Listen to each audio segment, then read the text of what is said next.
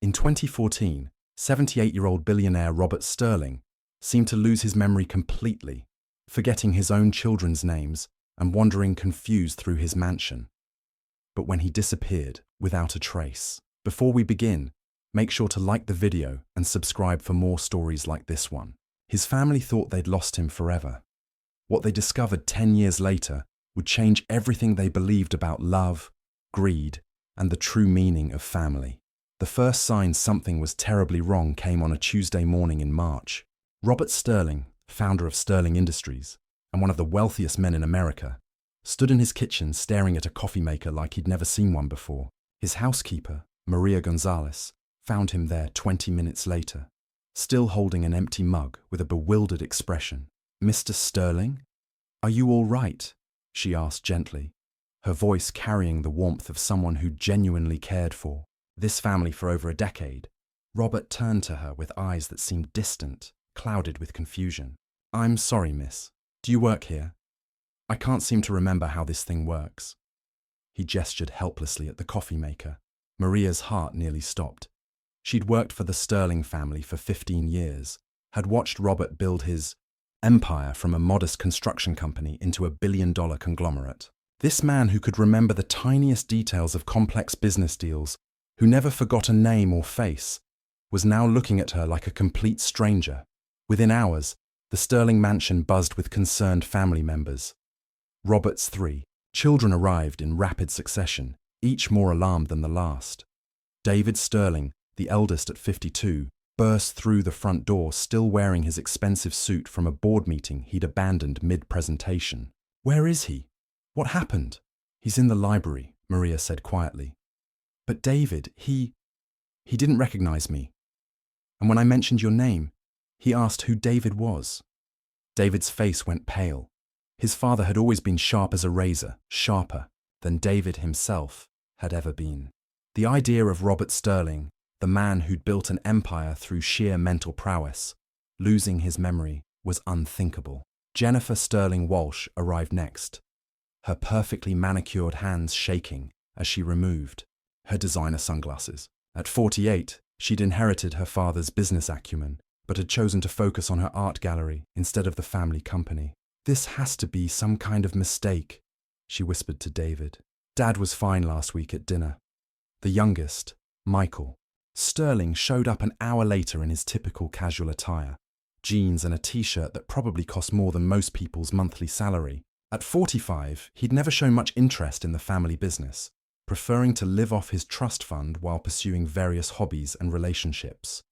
"So what's the diagnosis?" Michael asked, trying to sound nonchalant but failing to hide the worry in his voice. "We don't have one yet," David replied tersely. "Dr. Morrison is on his way." When they finally gathered in the library, the sight that greeted them was heartbreaking. Robert Sterling, the titan of industry who'd commanded boardrooms and built skyscrapers, sat in his favorite leather chair looking utterly lost. He held a book upside down, staring at it with genuine confusion. "Dad?" Jennifer approached carefully, as if he might startle like a wild animal.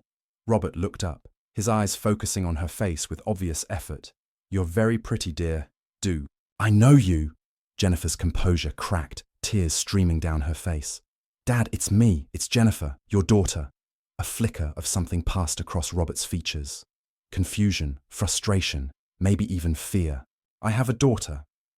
He looked around the room at the 3 adults staring at him with barely contained emotion. "Do I know any of you?" Dr. Morrison arrived within the hour, a distinguished neurologist who'd been the Sterling family physician for over 20 years. After a preliminary examination, he took the children aside. "I'm afraid this appears to be rapid onset dementia, possibly Alzheimer's," he said gravely. "The speed of decline is unusual, but not unheard of. Sometimes stress, trauma, or even minor strokes can accelerate the process dramatically." "But he was fine," David protested. "Last month he was negotiating the Henderson acquisition. He remembered every detail, every clause in a 200-page contract." Dr. Morrison nodded sympathetically. "I've seen cases where patients maintain their professional abilities long after personal memories begin to fade. The brain is remarkably complex. But I'm afraid what we're seeing now suggests significant deterioration. What do we do? Jennifer asked, still wiping tears from her eyes. We make him comfortable, we keep him safe, and we hope for the best while preparing for the worst. Over the following weeks, Robert's condition seemed to deteriorate with frightening speed. The man who'd once run board meetings with military precision now couldn't remember what he'd eaten for breakfast. He wandered the halls of his mansion at all hours, sometimes calling out for his long-dead wife, Margaret. Margaret, where did you put my glasses? He'd call out in the middle of the night, his voice echoing through the empty corridors. Maria found herself becoming his constant companion, the only person who seemed to bring him any measure of calm. She'd guide him back to bed, help him dress in the morning, and patiently answer the same questions over and over again. What's your name again, dear? He'd ask her multiple times a day. Maria, Mr. Sterling. I take care of the house. That's nice. Have you met my wife? Margaret's around here somewhere. Mr. Sterling. Margaret passed away 5 years ago, remember? Each time, his face would crumple with fresh grief, as if hearing the news for the first time. It was heartbreaking to watch. The children struggled with their own responses to their father's decline. David threw himself into work, essentially taking over Sterling Industries while trying to keep news of his father's condition from reaching the media or the board of directors. If word gets out that he's incapacitated, our stock price will tank, David confided to Jennifer during one of their increasingly frequent family meetings. We need to maintain the illusion that he's still in control.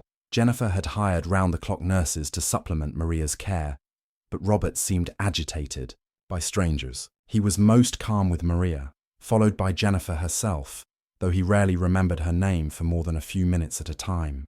Michael visited less frequently, claiming he couldn't bear to see his father in such a state. When he did come by, he often left within an hour, visibly shaken. It's like he's already gone, Michael said to Jennifer after one particularly difficult visit. The man who raised us, who built all this, he's just not there anymore.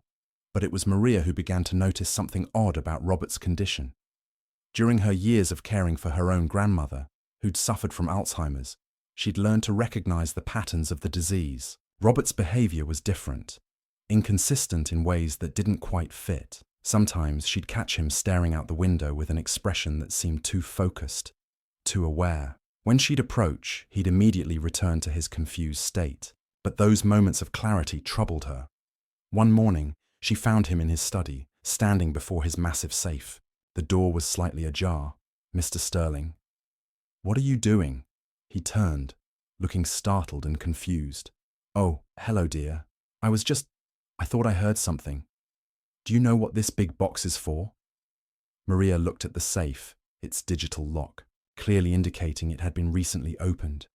It's your safe, Mr. Sterling, where you keep important documents. Is it? How curious. I don't remember having a safe. She helped him back to the living room. But the incident stayed with her.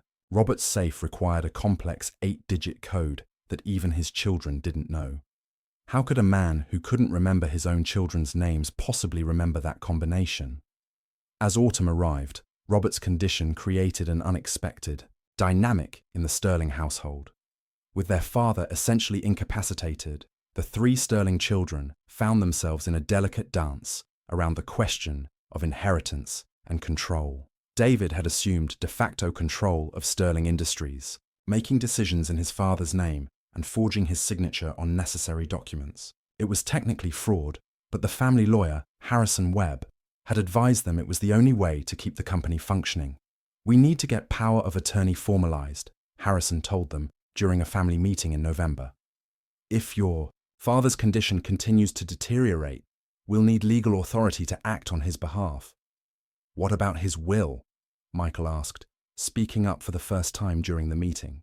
Has anyone seen it recently? David and Jennifer exchanged glances. It was the question they'd all been thinking, but had been reluctant to voice.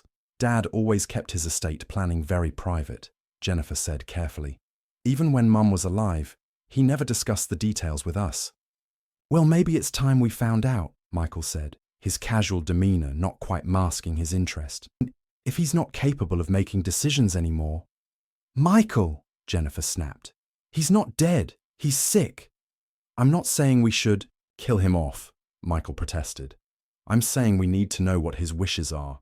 What if something happens to him? What if he wanders off one day and we never find him?" David nodded grimly. "Michael's right. We need to know where we stand."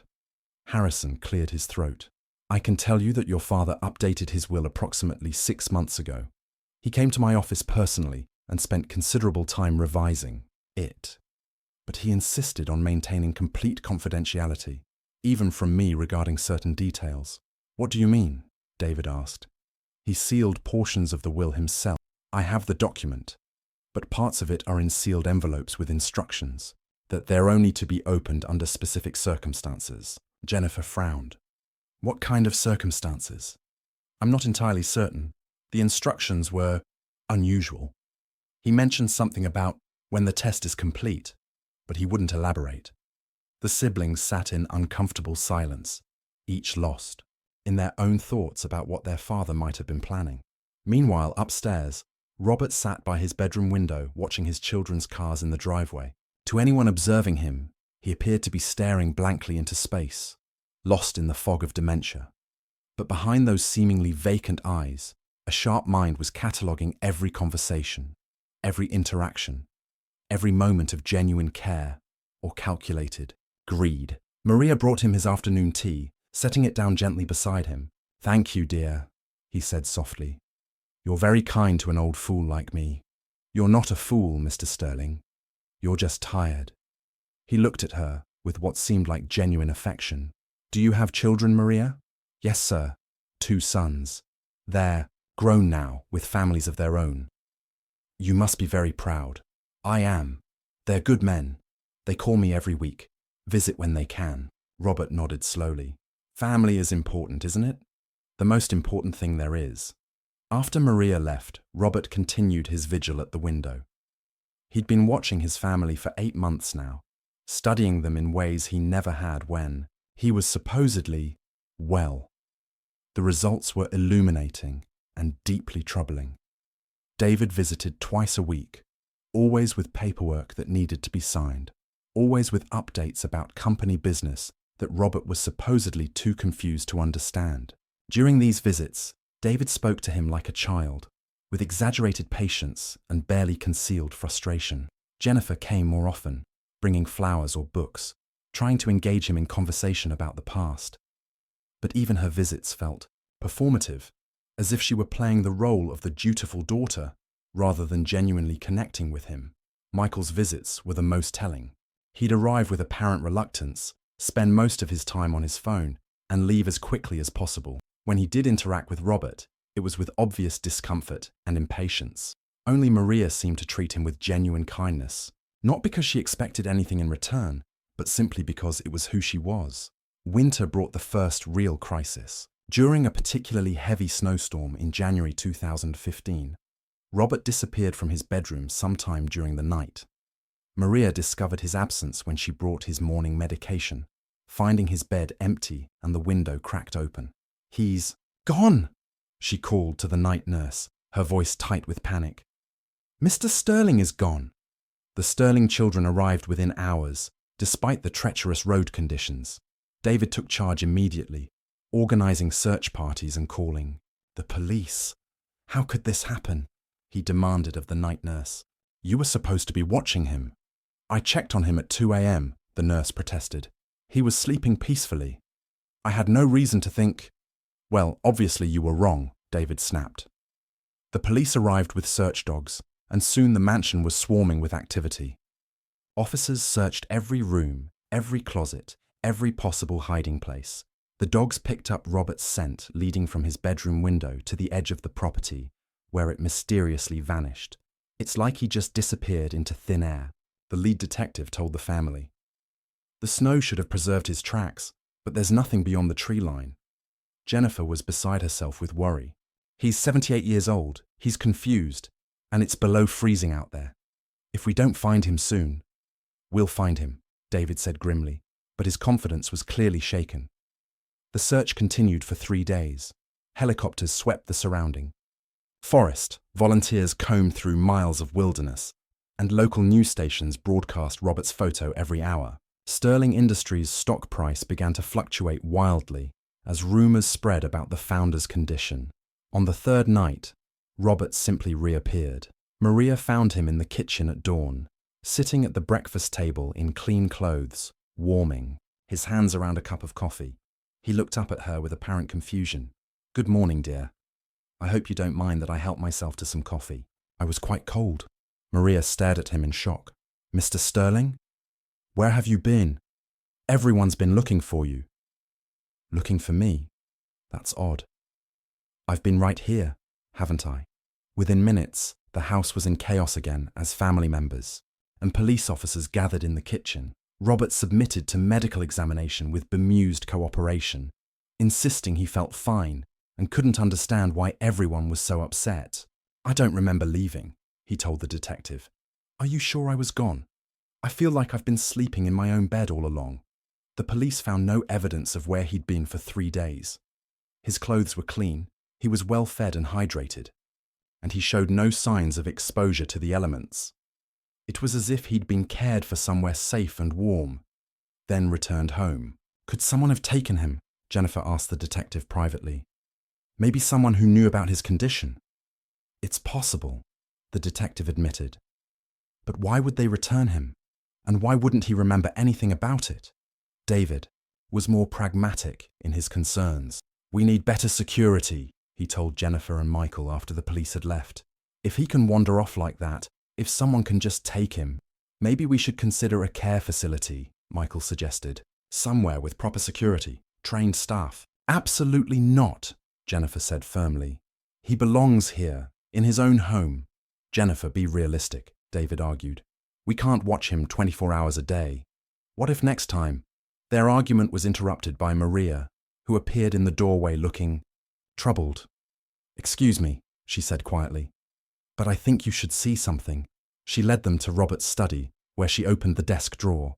Inside was a small digital recorder. "I found this when I was cleaning," she said. "I accidentally hit the play button." David picked up the recorder and pressed play. Robert's voice, clear and lucid, filled the room. Day 127 of the experiment. "The children continue to disappoint me, though Jennifer shows occasional glimpses of genuine concern. David sees me only as an obstacle to his ambitions, while Michael can barely tolerate being in the same room. Only Maria treats me with consistent kindness, asking nothing in return. I'm beginning to understand what Margaret meant when she said, 'I'd be alone when it mattered most.'" The 3 siblings stared at each other in stunned silence. The voice on the recording was their father's, but it wasn't the confused, lost man they'd been caring for. This was the sharp, analytical mind they remembered from their childhood. "What the hell is going on?" Michael whispered. David grabbed the recorder and fast-forwarded through several entries. Each one was similar. Their father's voice, completely, lucid, analyzing their behavior and reactions with clinical detachment. Day 89. Jennifer brought flowers again today, but spent most of her visit checking her phone. I counted 14 interruptions for what she claimed were gallery emergencies. When I asked about her daughter's recital, she looked genuinely confused before remembering she'd mentioned it to me last week. Day 156. David presented papers for my signature today. I recognized them as documents transferring additional company assets to his personal control. When I pretended not to understand what I was signing, he showed no hesitation in guiding my hand. The boy would rob his own father while convincing himself it's for my own good. Jennifer sank into a chair, her face pale. "He's been watching us, testing us." "But why?" Michael demanded. "What kind of sick game is this?" David was already moving toward the door. "We need to confront him. We need answers." They found Robert in the sunroom, sitting peacefully in his favorite chair, reading a magazine upside down. When they entered, he looked up with the same vacant smile they'd grown accustomed to over the past months. "Oh, hello. How nice to have visitors. Do I know you?" David held up the recorder. "Cut the act, Dad. We know you're faking this." Robert looked at the device with apparent confusion. "I'm sorry, I don't understand. What's that thing?" "It's your voice, Dad," Jennifer said, her tone somewhere between anger and pleading. "We heard you talking about us, analyzing us. You've been pretending this whole time." "Pretending what, dear? I'm afraid I don't follow." Michael stepped forward aggressively. Enough. We know you're not sick. We know this has all been some kind of elaborate test. The question is why? For just a moment, something flickered behind Robert's eyes, a flash of the sharp intelligence they all remembered. But then it was gone, replaced by the same bewildered confusion. "I'm sorry if I've upset you," Robert said softly. "I don't remember making any recordings. Perhaps someone else—" "No one else has access to your study," David said firmly. "The recorder was in your handwriting, in your desk. Was it? How odd. I'm afraid my memory isn't what it used to be." The three siblings spent the next hour trying different approaches: anger, pleading, logic, emotional manipulation. But Robert maintained his confused persona with remarkable consistency. Finally, exhausted and frustrated, they retreated to the kitchen to regroup. "He's not going to break," Michael said, slumping against the counter. "Whatever this is, he's committed to it." "But why?" Jennifer asked for the 100th time. "What could he possibly gain from putting us through this?" David was studying the recorder, scrolling through the dozens of entries they hadn't listened to yet. Maybe the answer here somewhere. They spent the evening listening to months of their father's secret observations. The picture that emerged was devastating. Robert had documented every slight, every moment of impatience, every time they'd chosen their own convenience over his well-being. Day 203. Michael visited today for exactly 18 minutes. He spent 16 of those minutes on a phone call with his broker, loudly discussing investment strategies while I sat 3 feet away. When I attempted to get his attention, he held up a finger to silence me without even looking in my direction.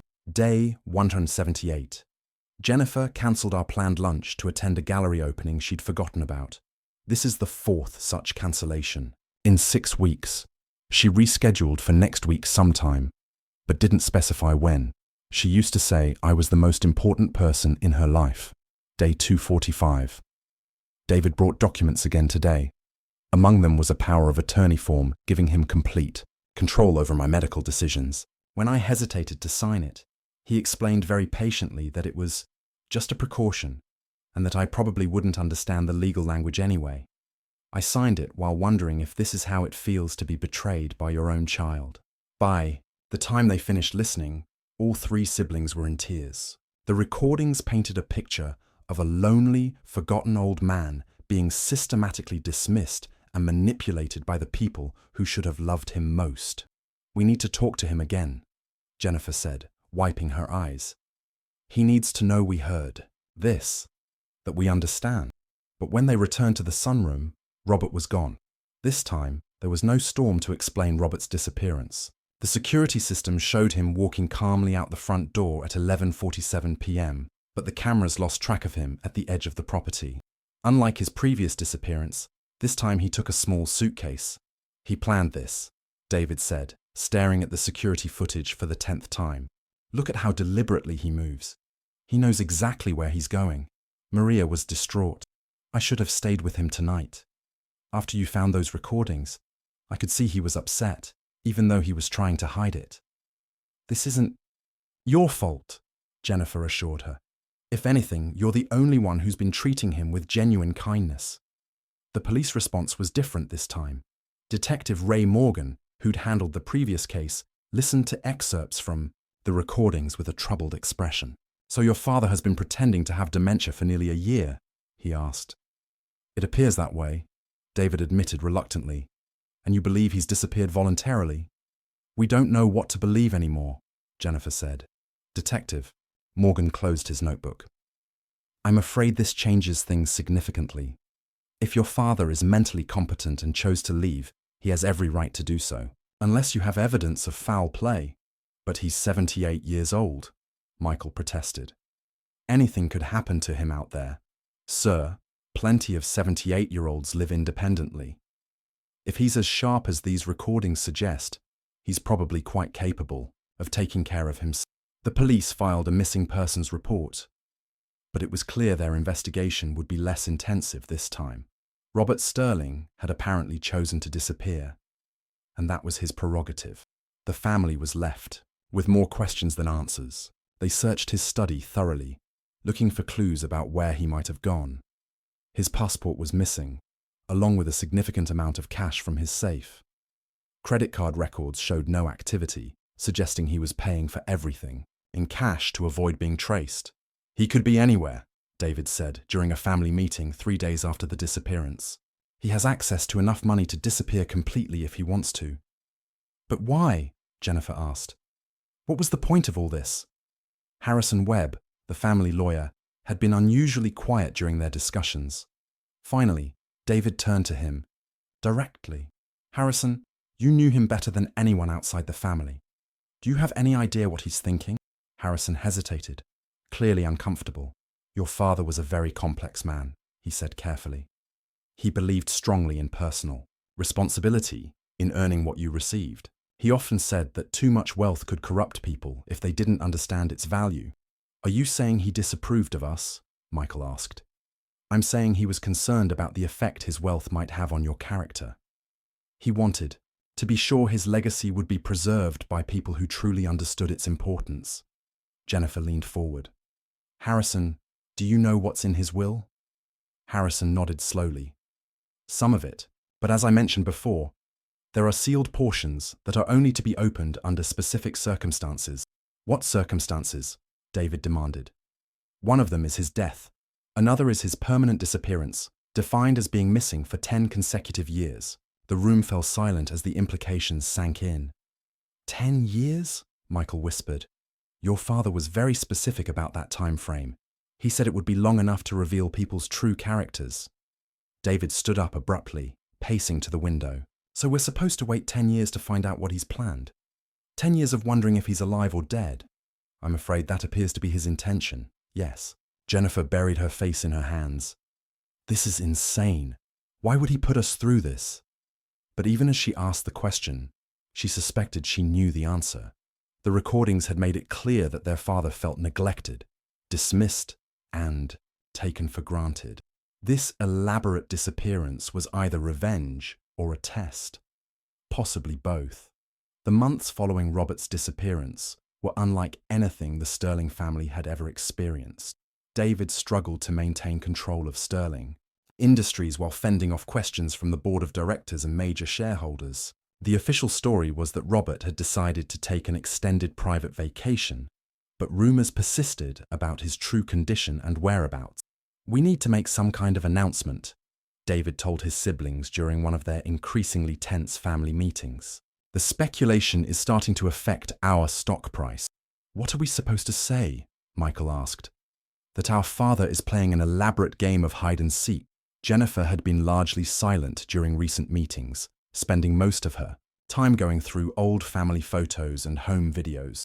The recordings had forced her to confront some uncomfortable truths about her relationship with her father, and she was struggling with guilt over the way she'd treated him during his supposed illness.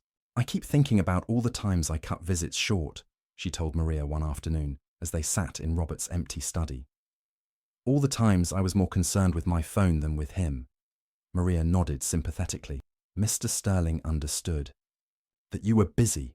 He never blamed you children for having your own lives." "But he did blame us," Jennifer said, gesturing toward the recorder that still sat on the desk. "Those recordings make it clear that he felt abandoned by us." "Perhaps," Maria said carefully, "but he also understood that people can change. Maybe that's what this is all about." Meanwhile, the Sterling estate continued to function under David's management, but the absence of Robert's legal signature on major decisions was becoming increasingly problematic. Harrison Webb had managed to establish temporary guardianship based on Robert's apparent dementia, but that guardianship was now legally questionable, given the evidence of his mental competence. "We're walking a legal tightrope," Harrison warned David during a private meeting. "If anyone challenges our authority to act on your father's behalf, we could be in serious trouble." "What kind of trouble?" "Fraud charges, for starters. We've been signing his name to documents for months, transferring assets, making business decisions. If a court determines that he was competent the entire time..." David felt a chill run through him. "But we were acting in good faith. We believed he was incapacitated. The recordings suggest otherwise. They show that he was aware of what we were doing and chose not to stop it. That could be interpreted as entrapment." As the first anniversary of Robert's illness approached, the family found themselves in an impossible situation. They couldn't publicly admit that he'd been faking his condition without facing potential legal consequences, but they also couldn't continue operating under the assumption that he was incapacitated. The solution came from an unexpected source. Maria discovered the letter on a Tuesday morning in February, exactly 1 year after Robert had first shown signs of confusion. It was slipped under the front door, addressed to the Sterling family in Robert's distinctive handwriting. "My dear children," the letter began. "By now, you've discovered my recordings and understand that my condition was not what it appeared to be. I hope you'll forgive the deception, but it was necessary for me to understand who you really are when you thought I couldn't see clearly. I am safe and well, living quietly in a place where no one knows my name or my wealth. For the first time in decades, I am being judged solely on my character rather than my bank account. It has been a profoundly enlightening experience. I will not return home, nor will I contact you again. Consider this my early retirement from life as Robert Sterling. What happens next depends entirely on choices you make in the coming years. Maria, please know that your kindness during these difficult months has not gone unnoticed or unappreciated. You treated a confused old man with dignity and compassion, asking nothing in return. That is a rare and precious gift. To my children, I leave you with this challenge. Prove to me that you understand the difference between wealth and worth. Show me that the lessons I tried to teach you about compassion, integrity, and genuine human connection were not lost in the pursuit of material success. You have 9 years to demonstrate who you really are. Use them wisely. With love and hope, Robert. Sterling P.S. Harrison has additional instructions that will become relevant as time passes. Trust his guidance. The letter raised more questions than it answered, but it provided some measure of relief. Robert was alive and safe, and he had apparently planned this entire elaborate scenario in advance. 9 years, Michael said, staring at the letter. 9 more years of this uncertainty. It's not uncertainty, Jennifer said quietly. Opportunity. Opportunity for what? To become the people he hoped we could be. David was less philosophical about the situation. "This is emotional manipulation on a massive scale," he said angrily. "He's holding our inheritance hostage to force us to behave the way he wants." "Maybe that's exactly what we need," Jennifer replied. "Maybe we've forgotten what actually matters." Harrison Webb confirmed that he had indeed received additional sealed instructions from Robert, but he refused to reveal their content. "Your father was very specific about timing," he said. "I can only tell you that he's planned for various contingencies over the coming years." As the initial shock of the letter wore off, each of the Sterling children found themselves re-evaluating their priorities and relationships in ways they never had before. Jennifer was the first to make significant changes in her life. She sold her art gallery and used the proceeds to establish a foundation focused on elder care and dementia research. She began volunteering at local nursing homes, spending time with residents who, like her father, often felt forgotten by their families. "I'm trying to understand what he went through," she told Maria during one of her regular visits to the Sterling mansion. "All those months when we treated him like he was already gone. The work was difficult and emotionally draining, but it also felt meaningful in a way Jennifer hadn't experienced in years. She found herself forming genuine connections with elderly people who had been written off by society, seeing in their eyes the same loneliness she'd observed in her father's recording. David's response was more complex. Initially, he threw himself even deeper into work, as if he could prove his worth through business success. But as months passed, he began to question whether his father's criticism had been justified. "I keep thinking about that recording where he talked about the power of attorney," David confided to his wife Susan one evening. "He was right. I did try to manipulate him into signing it. I told myself it was for his own good, but really it was about control." Susan, who had always been more perceptive about family dynamics than David, nodded. "Your father saw through the justifications to the real motivations underneath. David began making changes at Sterling Industries, implementing programs that his father had always advocated, but David had considered unnecessary expenses. Better healthcare for employees, family leave policies, charitable giving initiatives. He told himself it was good business, But privately, he wondered if he was trying to earn posthumous approval from a man who might still be alive to see it. Michael's transformation was the most dramatic. The letter had shaken him out of the comfortable complacency that had defined most of his adult life. For the first time, he began to seriously consider what he wanted to accomplish beyond simply enjoying his inheritance.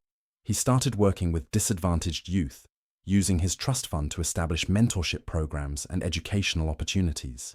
The work brought him into contact with young people who reminded him of himself at their age, privileged but directionless, searching for meaning beyond material comfort. "Your grandfather sounds like he was an interesting man," one of his mentees, a 16-year-old named Marcus, said during a tutoring session. Michael had been sharing some of his father's business philosophies. "He is," Michael corrected automatically, then caught him. "I mean, he was. It's complicated." "Is he dead?" "No. At least I don't think so. He disappeared because he wanted to teach us a lesson about what really matters in life." Marcus considered this. "Sounds like he cares about you a lot." "Yeah," Michael said, surprised by the insight.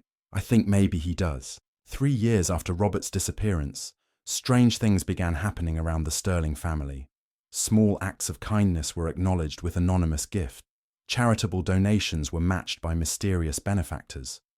It was as if someone was watching and responding to their efforts to become better people. When Jennifer's foundation received a substantial anonymous donation that exactly doubled their annual budget, she suspected her father's involvement. The donation came with a simple note: "For those who care for the forgotten one."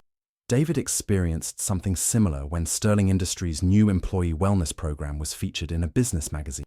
The article praised the company's commitment to work-life balance and employee care. A week later, 3 major clients signed contracts worth millions, all mentioning the magazine article as a factor in their decision. Michael's youth mentorship program received an unexpected visit from a wealthy donor who wanted to remain anonymous. The man was elderly, well-dressed, and seemed remarkably well-informed about the program's goals and achievements. He left a check for $100,000 and a message: "For young people who need someone to believe in them." "Did you get a good look at him?" Michael asked his program coordinator, Sarah, after the mysterious donor left. "Not really," Sarah replied. "He wore sunglasses and a hat. But there was something familiar about his voice, and he knew an awful lot about Marcus specifically."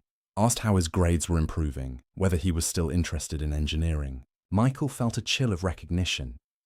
Only family members knew those details about Marcus, the mentee he'd grown closest to over the past year. Meanwhile, Maria continued to maintain the Sterling mansion, though she'd received several job offers that would have paid significantly more. She stayed partly out of loyalty to the family, but also because she had a feeling Robert would eventually return. She kept his room exactly as he'd left it, dusting his books and watering the plants he'd always tended personally. One morning, she found a single white rose on his nightstand, the same type he used to bring home for his late wife Margaret every Friday for 30 years. There was no sign of how it had gotten there. No broken locks or forced entry. The security system showed no unusual activity. Maria held the rose with trembling hands, certain it was a message meant specifically for her. As the 5th anniversary of Robert's disappearance approached, the Sterling children faced a new challenge. Harrison Webb called an emergency family meeting with troubling news. "I've been contacted by the IRS," he announced gravely. "They're launching an investigation into Sterling Industries' tax filings for the past several years, specifically focusing on the period when your father was supposedly incapacitated." David's face went pale. "What kind of investigation?" "They're questioning whether the business decisions made in his name were legally valid. If they determine that he was mentally competent when we claimed he wasn't, we could face fraud charges," Jennifer finished. "Exactly, and criminal tax evasion charges on top of that." Michael slumped in his chair. "This is Dad's doing, isn't it? This is part of his test." Harrison hesitated. "I can't say for certain, but the timing is suspicious." The investigation was triggered by an anonymous tip that included very specific information about your father's condition during that period. Information that only he would have known, David said bitterly. "What do we do?" Jennifer asked. Harrison pulled out a sealed envelope. "Your father left instructions for this exact scenario. I'm authorized to open this if the family faces legal jeopardy as a result of actions taken during his supposed incapacitation. With shaking hands, he broke the seal and read the contents silently, his expression growing increasingly grave. "Well," David demanded, "your father anticipated this investigation. He's provided documentation that will clear you of any criminal charges, but—" Harrison paused, looking uncomfortable. "But what?" "The evidence he's provided also makes it clear that he was competent the entire time. It includes video recordings of him discussing business strategies, making investment decisions, and explicitly approving the actions you took on his behalf." Jennifer gasped. "He was protecting us even while he was testing us." "There's more," Harrison continued. "He's also provided evidence of his current whereabouts and condition, establishing a clear timeline that will satisfy the IRS that no actual fraud was committed." "Where is he?" Michael asked urgently. Harrison shook his head. "I'm not authorized to reveal that information, but I can tell you that he's been living under his own name, paying taxes, and maintaining legal residency. The IRS will have no basis for prosecution once they see this evidence." The investigation dragged on for months, creating enormous stress for the family and threatening to destroy Sterling Industries' reputation. Throughout it all, David, Jennifer, and Michael found themselves supporting each other in ways they hadn't since childhood. The shared crisis stripped away their adult pretenses and reminded them that they were, fundamentally, siblings who cared about each other. When the IRS finally closed their investigation with no charges filed, the family felt both relief and a strange sense of pride. They had weathered the storm together, and in doing so, had proven something to themselves about their capacity for loyalty and mutual support. The 7th year brought the most startling development yet. Maria was diagnosed with early-stage Alzheimer's disease. The irony was not lost on any of them. The woman who had cared so tenderly for Robert during his supposed dementia was now facing the real version of the disease she'd helped him fake. "I'll understand if you need to let me go," Maria told Jennifer with characteristic dignity. "I don't want to become a burden." "Maria, your family," Jennifer said firmly. "We'll face this together." David immediately arranged for the best medical care available, while Michael researched experimental treatments and clinical trials. For the first time in years, the three siblings were united in a common purpose that had nothing to do with money or inheritance. As Maria's condition slowly progressed, they took turns caring for her, just as she had cared for their father. The base experience gave them new insight into what Robert had been observing during his elaborate deception. "She's so patient with me," David told Jennifer after spending an afternoon with Maria, who had forgotten his name 3 times but continued to treat him with warmth and kindness. "Even when she's confused, she's still more gracious than I was when I thought Dad was confused." "She loves us," Jennifer said simply. "That's the difference." One evening, as Jennifer sat with Maria in the sunroom where Robert used to spend his afternoons, Maria suddenly gripped her hand with surprising strength. "He's coming back," Maria whispered, her eyes unusually clear and focused. "Who's coming back, Maria?" "Mr. Sterling. He's coming back for the test." "What test?" But Maria's moment of clarity had passed, and she returned to her gentle confusion, leaving Jennifer with more questions than answers. 2 weeks later, Jennifer found another white rose on Robert's nightstand. This time, there was a note attached. "Take care of her as she took care of me." As the 9th year of Robert's absence began, the Sterling children had become different people than they'd been when he disappeared. Jennifer's foundation had grown into a nationally recognized organization. David had transformed Sterling Industries into a model of corporate responsibility. Michael had completed a master's degree in social work and was running his mentorship program full-time. More importantly, they had learned to genuinely care for each other and for the people in their lives. Maria's illness had taught them patience, compassion, and the value of presence over presence. They had also learned to live with uncertainty. After 8 years of not knowing whether their father was alive or dead, they had stopped constantly wondering about his whereabouts and started focusing on the lives they were building. "I think that might have been the point," Jennifer told her brothers during one of their weekly family dinners. "Learning to live in the present instead of constantly worrying about the future or obsessing over the past," Michael added, thinking. of how much energy he'd wasted resenting his father's high expectations. David nodded. I used to think success meant controlling every variable, knowing every outcome in advance. But the most meaningful things in life, relationships, love, making a real difference, they all require accepting uncertainty. As they spoke, none of them noticed the figure standing in the shadows outside the dining room window, listening to their conversation with tears in his eyes. Maria was having a particularly difficult day when Robert Sterling walked through the front door of his mansion for the first time in 9 years. She was sitting in the sunroom, staring out at the garden with the vacant expression that had become increasingly common. "Hello, Maria," he said softly. She turned toward the sound of his voice, her face brightening with recognition despite her condition. "Mr. Sterling, you're back. I knew you'd come back." Robert knelt beside her chair, taking her weathered hands in his. "I promised I would, didn't I?" "You look different," she said, studying his face. He was thinner, deeply tanned, with longer hair and a full beard. He looked like a man who had spent years living simply, without pretense. "I've been learning some things," he said gently, "about what really matters."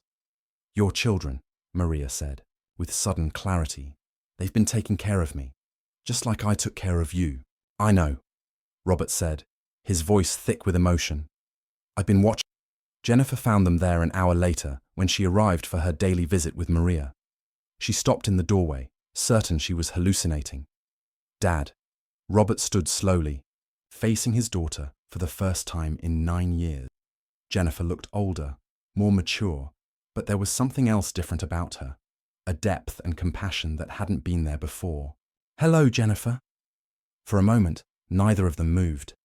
Then Jennifer crossed the room and embraced him, sobbing against his shoulder. "We thought you might be dead," she whispered. "We've missed you so much." "I've missed you too," he replied, holding her tightly. "But I needed to know who you really were when you thought I couldn't see you clearly." David arrived an hour later, having rushed from a board meeting when Jennifer called. He stopped short when he saw his father sitting in his old chair, looking remarkably well for a man who'd been missing for 9 years. "You son of a bitch," David said, his voice a mixture of anger and relief. Robert smiled. "That's fair. I probably deserve that and worse. Do you have any idea what you put us through?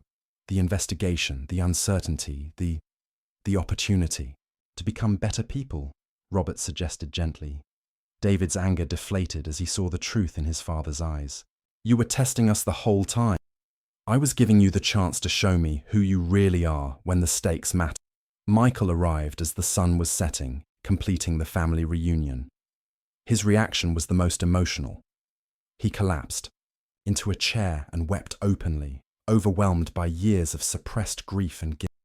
"I thought I'd never get the chance to tell you I was sorry," he said through his tears. "For all the times I took you for granted, for all the ways I disappointed you." Robert knelt beside his youngest son's chair. "Michael, you haven't disappointed me. You've grown into exactly the man I hoped you could become." That evening, the 4 Sterling family members sat together in the library where Robert had first pretended not to recognize his children 9 years earlier.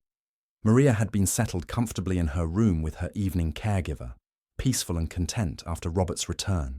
"I need to explain what I did and why," Robert began.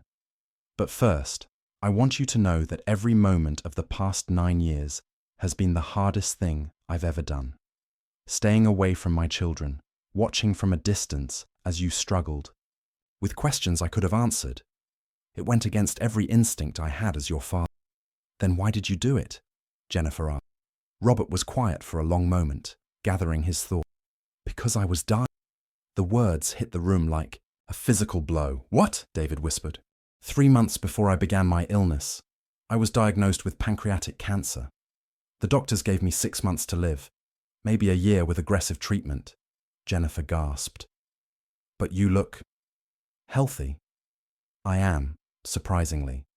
The tumor was removed, successfully, and I've been cancer-free for 7 years.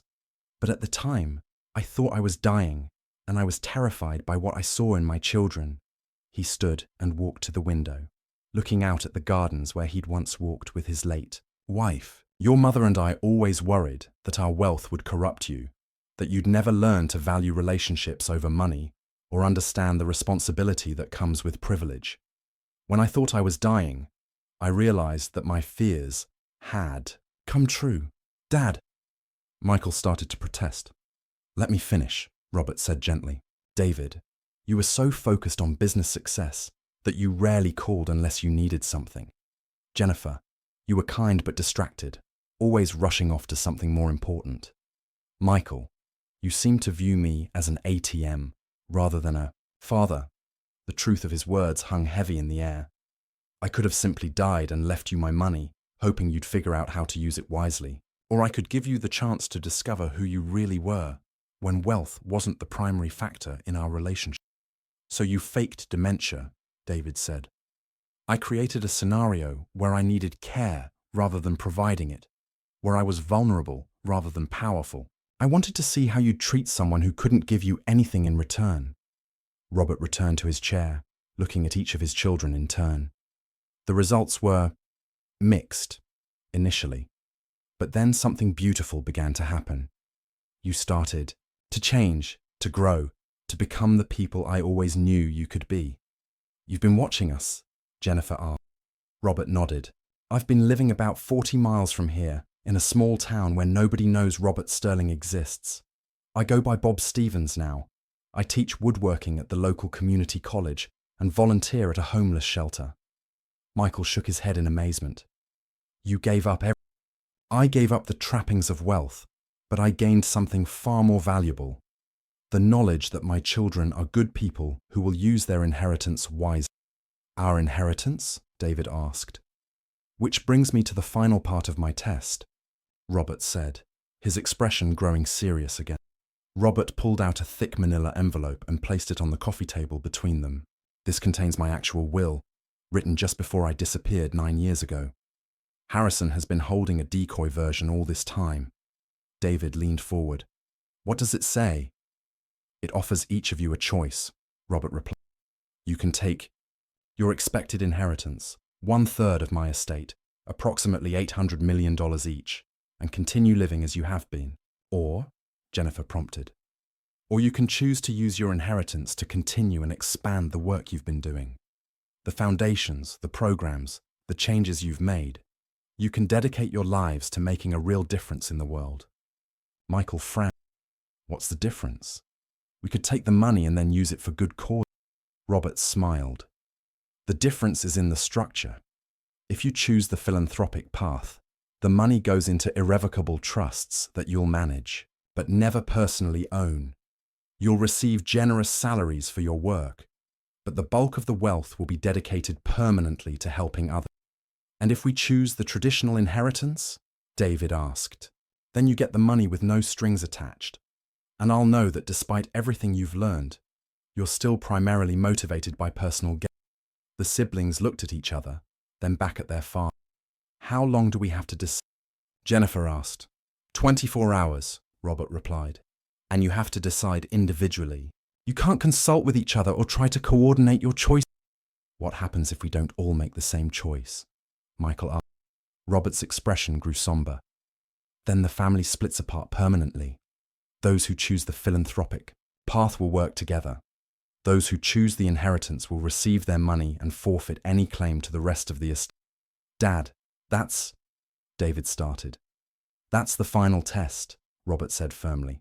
After 9 years of watching you grow and change, I need to know whether that growth is real, or whether you'll revert to your old patterns when faced with the ultimate choice between wealth and purpose. The Sterling siblings spent a sleepless night wrestling with their father's ultimatum. Each retreated to different parts of the mansion, struggling with the decision privately as Robert had requested. Jennifer sat in her old bedroom, surrounded by photos from her childhood and mementos from her foundation's work. The choice should have been easy. She'd already dedicated the past several years to charitable work. But the thought of giving up personal wealth forever was terrifying in ways she hadn't expected. $800 million represented security, freedom, the ability to do whatever she wanted for the rest of her life. The philanthropic path would be meaningful but limiting. She'd be comfortable but never truly wealthy in her own right. As dawn approached, she thought about Mrs. Henderson, an elderly woman at one of the nursing homes where she volunteered. Mrs. Henderson had been a teacher her entire life, never earning much money, but she spoke about her students with such pride and joy that it was clear she considered herself rich in the ways that truly mattered. What would Mrs. Henderson do? Jennifer asked herself, and suddenly the choice became clear. David paced his home office all night, running calculations and projections in his head. As CEO of Sterling Industries, he understood better than his siblings the true scope of their father's wealth and what they'd be giving up. But he also thought about the changes he'd made to the company over the past few years. The employee programs, the charitable initiatives, the focus on sustainable business practices. Those changes had made him prouder of his work than any profit margin ever had. He thought about his own children and what kind of legacy he wanted to leave them. Did he want them to inherit vast wealth, or did he want them to inherit the knowledge that their father had used his resources to make the world better? The answer came to him as he watched the sunrise through his office window. Michael's struggle was different from his siblings. He'd never been particularly interested in money for its own sake. His trust fund had always been more than enough for his needs. But the idea of permanently limiting his options felt claustrophobic. What if he wanted to travel the world? What if he wanted to start a business? What if he met someone and wanted to provide them with luxury and security?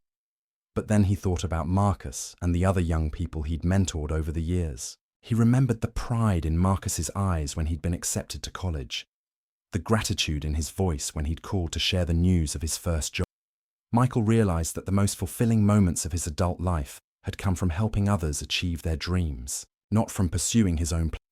Robert gathered his children in the library at sunset, exactly 24 hours after presenting them with the choice. Each sibling looked exhausted but resolute. "Jennifer," Robert said, "what is your decision?" Jennifer stood, her voice steady despite her emotional exhaustion. "I choose the philanthropic path. I want to dedicate my life to the foundation and to helping people who need care and compassion." Robert nodded, his expression unreadable.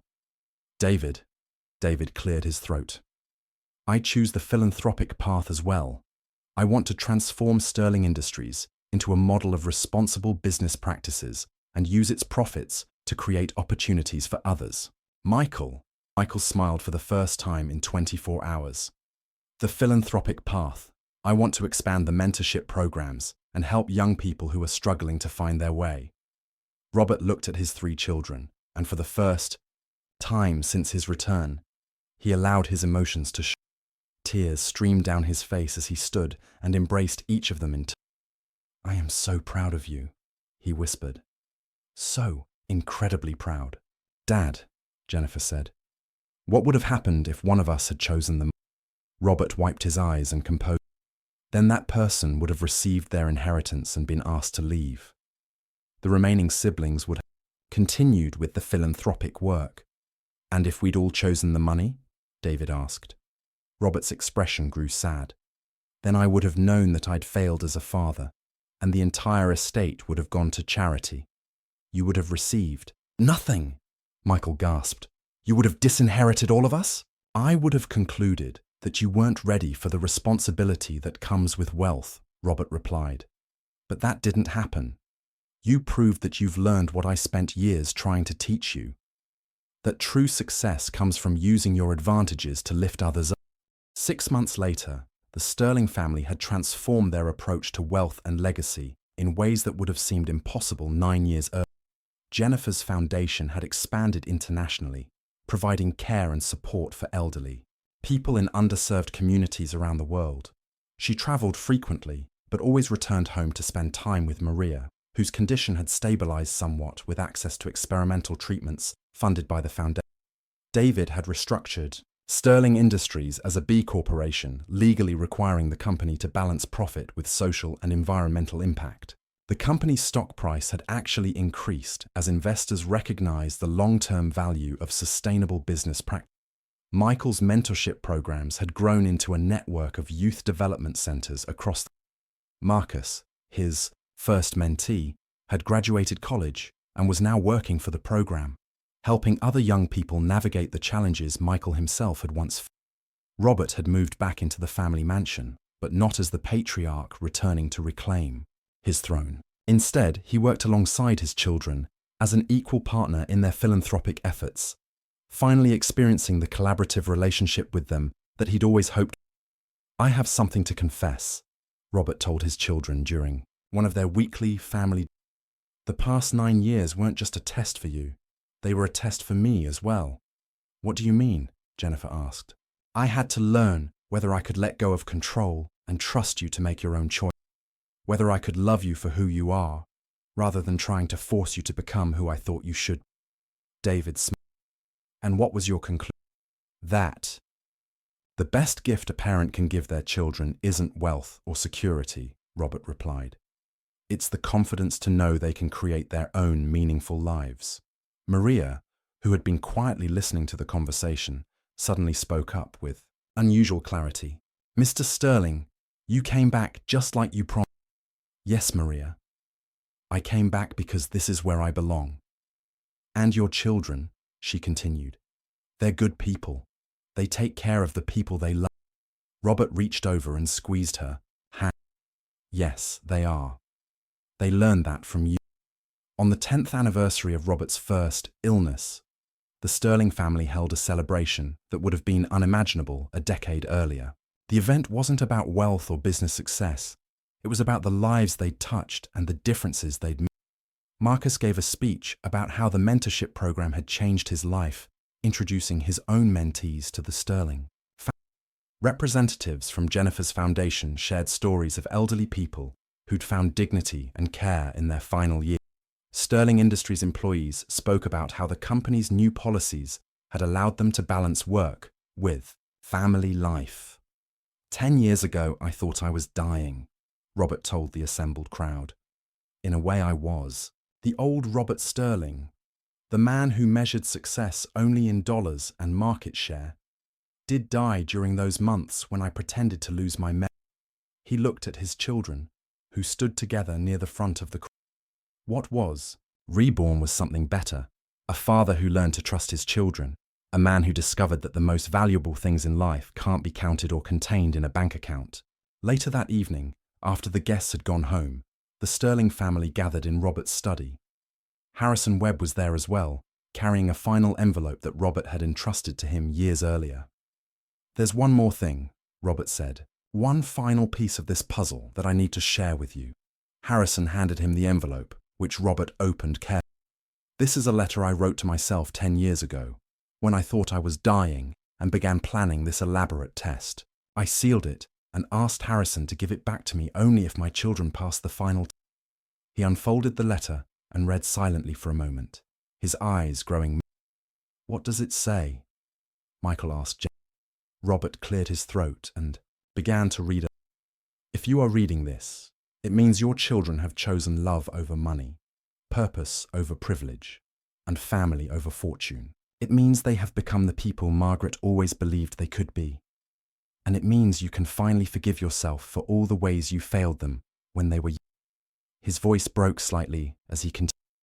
"The real test was never whether they would choose the money or the philanthropy. The real test was whether they would choose each other, whether they would support one another through difficult times, care for those who couldn't care for themselves, and find meaning in something larger than their own desires. They have passed every test that matters. They have earned not just their inheritance, but something far more valuable, the knowledge that they are worthy of love, not because of what they own, but because of who they choose to be." Robert folded the letter and looked at his children through tears of pride and joy. The money was never the point. The love was always the point. If they understand that now, then everything we went through was worth it. Jennifer reached for her father's hand, then for David's, then for mine. The four of them stood together in the study where the deception had begun 10 years earlier. But this time, there were no secrets, no tests, no barriers between them. "I have one question," David said softly. "Would you really have disinherited us if we'd chosen the money?" Robert smiled. "That's the one secret I'll never tell you. Some mysteries are worth preserving." As the evening wound down and the family prepared to part ways, Robert realized that he had finally achieved what he'd been seeking all along. Not perfect children, but authentic relationships. Not heirs to his fortune, but partners in his mission. Not the preservation of his legacy, but the creation of something entirely new and infinitely more valuable. The billionaire's final test had ended not with a winner or loser, but with a family that had discovered the true meaning of wealth, the richness that comes from choosing love, compassion, and purpose over personal. And in the end, that discovery was worth more than all the money in the world. Maria Gonzalez passed away, peacefully in her sleep on a spring morning, surrounded by the Sterling family who had become her own. Her funeral was attended by hundreds of people whose lives she'd touched through her kindness, and at the service, Robert delivered a eulogy that brought tears to every eye in the church. Maria taught us that wealth isn't about what you accumulate, but about what you give away. She spent her life caring for others, asking for nothing in return except the chance to show love to people who needed it. She saw through my deception from the beginning, but she chose to play along because she understood that sometimes we need to lose ourselves to find what really matters.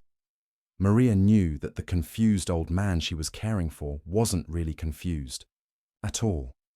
But she also knew that he needed her care anyway, just in a different way than he pretended. She gave us the gift of understanding that love isn't about grand gestures or expensive. It's about showing up day after day with patience and compassion and an open heart. After the service, the Sterling family returned to the mansion that had been the setting for so much drama and transformation. Maria's room had been converted into a library dedicated to her memory, filled with books about caregiving, aging, and the dignity of all human life. She would have liked this, Jennifer said, running her fingers along the spines of the. She always said, the best inheritance you can leave someone is the knowledge that they were loved. Robert. As the sun set over the Sterling estate, 4 generations of the family gathered in the garden where Robert had once walked alone, planning elaborate tests for children he thought he was losing. Now he was surrounded by those same children, their own children, and grandchildren who would grow up understanding that their privilege came with responsibility. The billionaire's fortune had been transformed into something that would outlast any bank account, a legacy of love, service, and genuine human connection that would ripple forward through generations yet to come. And in the end, that was the only test that had ever really mattered.